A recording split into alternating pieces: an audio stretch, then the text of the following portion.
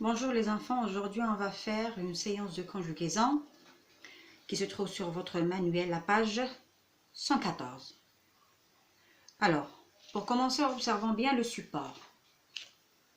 Il se compose d'un, très bien, titre, un texte, une source. Pour commencer, on va lire le titre. Sauvegardons la biodiversité. Lorsqu'on dit sauvegardons, quelle est la nature de ce mot? C'est un verbe. Sauvegardons. C'est un verbe. Son infinitif, c'est sauvegarder. Est-ce que vous avez dans votre vocabulaire le synonyme de sauvegarder? Sauvegarder, ça veut dire préserver, protéger. Sauvegardons quoi? Sauvegardons la biodiversité. La biodiversité. Qui dit biodiversité dit la vie de la faune et de la flore. Lorsqu'on dit la flore, c'est tout ce qui est animaux, insectes. La flore, c'est tout ce qui est plantes et arbres. D'accord? Alors, on va préserver, protéger, sauvegarder la vie, la biodiversité, c'est-à-dire la vie des animaux et la vie des plantes et des arbres. D'accord? Maintenant, on va passer à la lecture du support. Sauvegardons la biodiversité. Certaines des denrées alimentaires dont nous sommes très friands, comme les fraises, les pommes, les myrtilles, les cerises, les amandes, le cacao et le café, continueront à orner les étals de nos marchés, à condition que nous respections la biodiversité.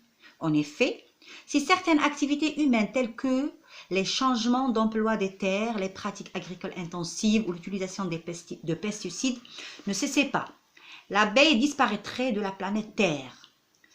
Tous ces facteurs, ainsi que la pollution, les maladies et les changements climatiques menacent son habitat, sa santé et son développement.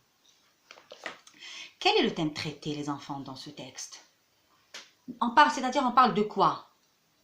On parle de la biodiversité, la préservation de la biodiversité, la protection de la biodiversité, c'est-à-dire protéger les animaux et les insectes. D'accord?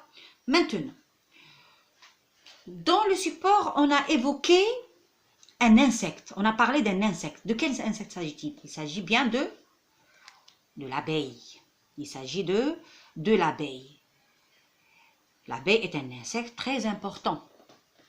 Il est indispensable à notre vie, car il produit le miel, dont on s'en sert comme médicament.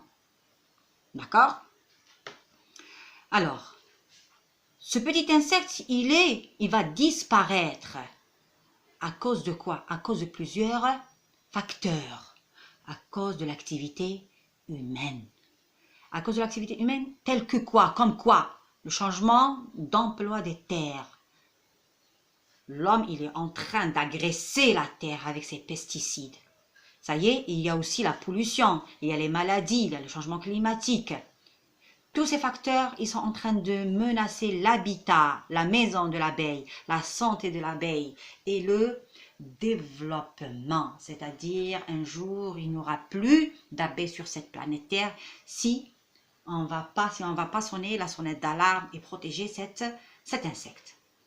D'accord? Alors, maintenant les enfants, on va directement passer à notre leçon. Est-ce que les enfants, vous aimez les fraises, les pommes, les myrtilles? Alors, on va dire oui. Et un grand oui. Est-ce que vous aimerez que ces friands ces aliments continueront à orner les étals, continueront à embellir le marché avec les couleurs et les goûts. Bien que oui. Alors, on a utilisé dans notre phrase continueront. Continueront, c'est le verbe continuer. Continueront, c'est le verbe continuer. Observez bien. Qu'est-ce que vous remarquez? C'est l'infinitif. C'est un verbe qui appartient au premier groupe. On a laissé l'infinitif et on a ajouté ONT, c'est-à-dire c'est quel temps? C'est le futur simple de l'indicatif. Très bien les enfants. Quelles sont les terminaisons du futur simple? Alors c'est RAI, RAS, R. Allez-y. RA, très bien. RONS, REZ et RONT. Bravo. Alors, ces friands continueront à être sur le marché. Mais comme ça? Non. À une condition. À condition que. À condition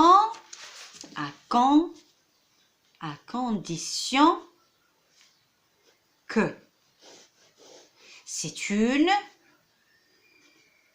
C'est une locution, on va dire, locution conjonctive, ou bien une conjonction, locution conjonctive, qui exprime un rapport logique. C'est quoi? C'est la condition. Bravo. Est-ce que vous connaissez d'autres locutions conjonctives? Il y a au cas où, dans le cas où, il y a au cas où, dans le cas où, à condition que, il y a si. D'accord? Avec ces mots, pourvu que, avec ces mots, qu'est-ce qu'on exprime? On exprime le rapport logique de la condition. Ça y est? C'est-à-dire, la subordonnée, la principale, elle dépend de la subordonnée. C'est-à-dire, si on doit la première action se réalise, la deuxième doit être réalisée avant. Ça y est? Alors, les friands comme les fraises, les pommes, les myrtilles, les cerises, les amandes, le cacao et le café continueront à orner les étals de nos marchés. Ils vont continuer. À condition que la principale, elle se réalisera à condition que nous respections la biodiversité. Ça y est? Ça, c'est une conjonction qui exprime la condition. D'accord? Après cette locution, on a un verbe. Elle est suivie par un verbe. On est dans la proposition subordonnée de la condition. Elle est suivie par un verbe. C'est le verbe, c'est respectons, nous respectons, c'est le verbe respecter. C'est le verbe respecter. C'est un verbe du premier groupe. Il est conjugué à quel temps et à quel mode? Si vous vous rappelez bien, vous avez fait la grammaire avec vos professeurs. Alors, lorsque vous avez la locution conjonctive à condition que, elle doit être suivie par un verbe qui est à quel mode? Au mode, lisez les enfants, au mode subjonctif. Très bien, subjonctif, présent. Quelles sont les terminaisons du présent du subjonctif? Alors, on a ES, ONS, IONS, IEZ et ENT. Ça y est? La première personne du pluriel et la deuxième personne du pluriel prennent les terminaisons de l'imparfait. C'est comme ça que je travaille moi avec mes élèves. Ça y est les enfants? Très bien. Maintenant dans le texte, il y a une autre phrase qui exprime la condition. Est-ce que vous pouvez la rechercher ou bien la trouver? Très bien les enfants. Alors, en effet, c'est un mot qui explique. Alors, on est dans un texte explicatif. Si certaines activités humaines telles que les changements d'emploi des terres, les pratiques agricoles intensives ou l'utilisation de pesticides ne cessaient pas, l'abeille disparaîtrait de la planète Terre. Ça y est. Alors, on est dans quel rapport logique ici? On est dans la condition. Bravo les enfants. On a exprimé la condition. Avec quelle locution conjonctive? Avec la locution conjonctive si. Ça y est, avec la locution conjonctive si. Alors, on a la locution conjonctive si. Elle est suivie par un verbe. Où est le verbe qui a suivi si?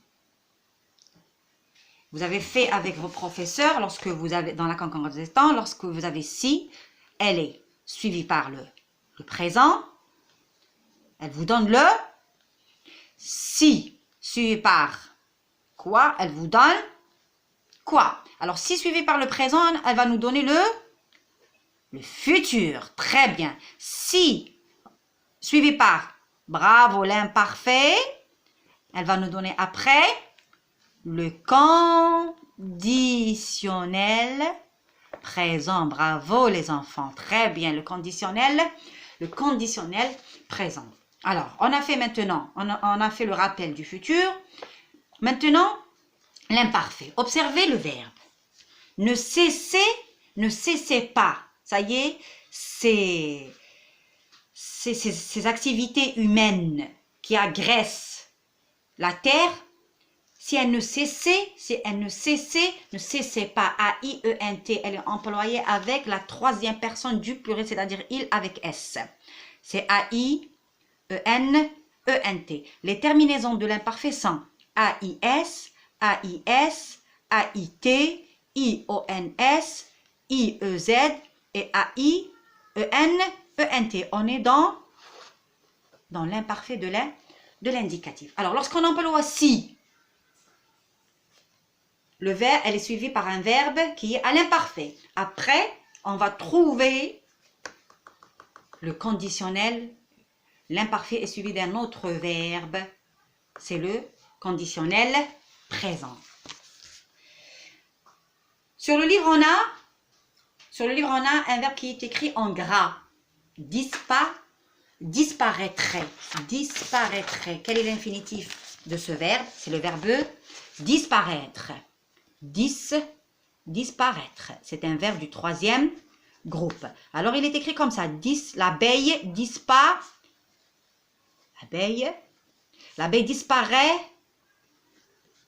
disparaîtrait. Observez bien le AIT. Quel est le temps qui se termine par AIT avec la troisième personne du singulier? On a dit c'est l'imparfait. On a dit AIS, AIS, AI, AIT. Mais le verbe, il a préservé, on a effacé le E et on a conservé le R. Comme si le radical, il est à l'infinitif. D'accord? Disparaîtrait. Alors, ce verbe, il est conjugué à quel mot et à quel temps? Il est conjugué au conditionnel. Très bien. Conditionnel présent. Conditionnel présent. Avec le premier groupe et le deuxième groupe, c'est infinitif. Comment on va le former? C'est-à-dire, c'est infinitif plus AIS. Lorsqu'on dit AIS, ça veut dire le verbe, il doit conserver son R. D'accord? AIS, AIS, AIT, IONS, IEZ, AIEN, ENT. Avec les verbes du troisième groupe comme disparaître, toujours on efface, on supprime le E. D'accord? Très bien. Alors, si les activités humaines ne cessait pas, l'abeille disparaîtrait. C'est une, avec le conditionnel présent, qu'est-ce qu'on a exprimé? On a exprimé une hypothèse, une possibilité, une probabilité. C'est-à-dire l'action, elle n'est pas certaine, elle est incertaine. Ça y est, au futur, demain je viendrai. C'est-à-dire, l'action est réelle. Demain, je vais partir. D'accord? Mais au conditionnel, si, il est précédé par si. Ça y est, alors, si tu fais ça, il y aura ça. D'accord? C'est une probabilité, c'est une hypothèse. On est en train d'exprimer la condition. On a vu comment on a formé, comment on forme le conditionnel présent. D'accord? Maintenant, comment on l'emploie ou bien qu'est-ce qu'on va exprimer? Je vais dire qu'est-ce qu'on va exprimer. Alors, j'aimerais que tu révises tes leçons. J'aimerais que tu révises tes leçons. J'aimerais. Il n'y a pas la locution conjonctive si ou bien à condition. Mais le verbe, il est conjugué au conditionnel